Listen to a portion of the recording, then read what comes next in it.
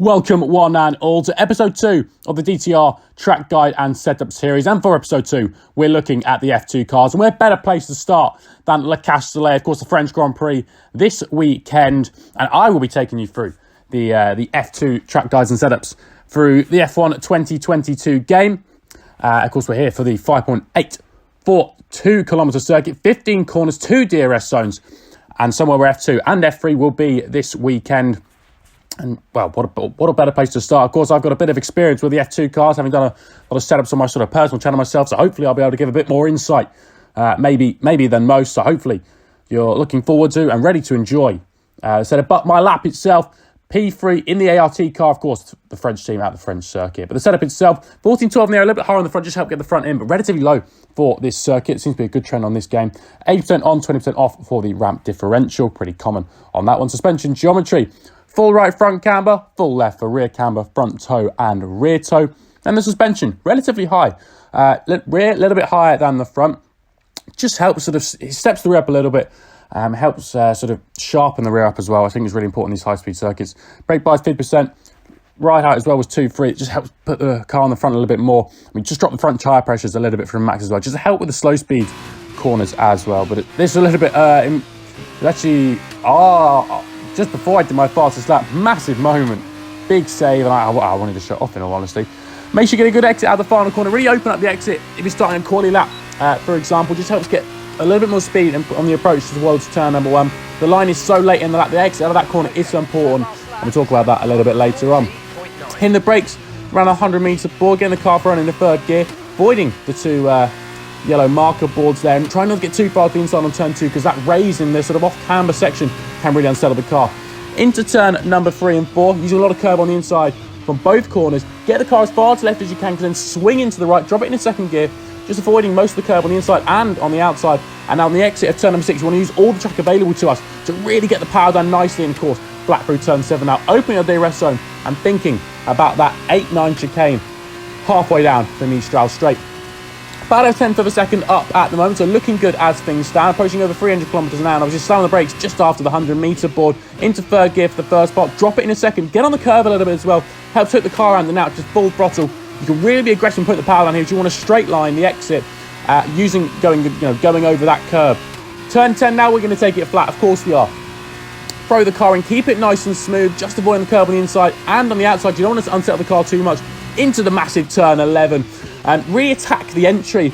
Use all the curve on the exit. Use third gear to help rotate the car as you get through the exit up into 4. And it's now just playing with the throttle, playing with the steering wheel to keep it balanced now. Through turn 12 we go. Quite a late apex, and that allows you to go. If you run wide on the entry, you can get the apex quite late. Get a really nice exit now to the final 2 corners. Turn 14, again, another corner. You attack the entry really hard, and you actually hit the apex relatively late. You want to straight line your braking for the final corner. Throw the car in, just about clipping at the midpoint, and get a nice smooth exit. You see on our previous best lap, we really attacked the exit, so we gained massive on the entry on this actual lap. Did compromise the exit a little bit, but overall it was a little bit better. And it's a 1 minute 40.899. It put us P3 in the world. I think a pretty decent lap overall, so happy with that myself. But let's have a look at the lap from the offboard, see what we can also unpick from the lap, and sort of what tips and tricks we can find. Turn 1 and 2 is so important on this track. It's definitely it's so easy to spin out, and it's a place you can gain a lot of time. Get the car in nice and early. I think third gear just helps to keep the car nice and settled on the mid part. Up into 4 for the second part.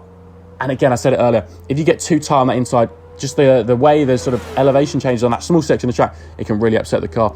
Using the curves massive on the inside for both turns 3 and 4. Turn 5, almost treat it as one corner into 6. Up in a second again, you're basically constantly turning now as you come through turn 6, using all of the track, because you want to get the power down quickly because of that long straight coming up. You really want to maximise the exit here. And just it means you can unlock the steering a lot sooner, get the power down a lot sooner, because you're running wider, not having to sort of put on as much lock as you might normally would. Into turn 8 and 9, really attack the entry here. And that's the key to this circuit, attacking the entries. Third gear for the first part, second gear for the second part, and again, getting on the curbs where you dare. We are running quite low on the ride height, so again, I think that will compromise you at turn 1 or 2 a little bit, but it helps overall. It just has the downforce better, and dipping the front down a little bit more just means we can, we're on the nose a bit more. Through turn 10, absolutely flat, no worries there. And turn 11, such a big corner. Really attack the entry and almost braking as you get to the apex on the inside. Because then you kind of straight line it, come wide and come back in for the almost the second one, but it is one corner. Turn 12, we said a little bit earlier, go wide on the entry, opens up the exit. and using third gear for that corner. Don't drop it down into second from what I found. Coming now into turn 14. Again, it's similar to turn 11, attacking the entry, apexing really, really late. And turn 15, your final corner of the lap, could have a little overtaking opportunity. Maybe, but as we come around the final corner and onto the pit straight, we just about scraped into 1 minute 40.8. So it was 40.899. Pretty good lap, in my opinion.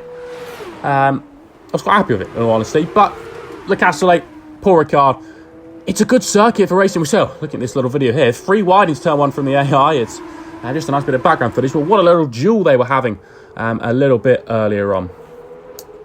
A big trend for this circuit is low downforce. It seems to be really, it's the way to go. I think a lot of these, unless you're at somewhere like Monaco, Singapore, Budapest, I think we're going to be seeing a lot of low downforce setups on this year's game. Straight line speed seems to be very powerful. We're seeing all the talk about the 0-0 wing setups coming forward. And you can see here, the Jack Aitken car currently in P3.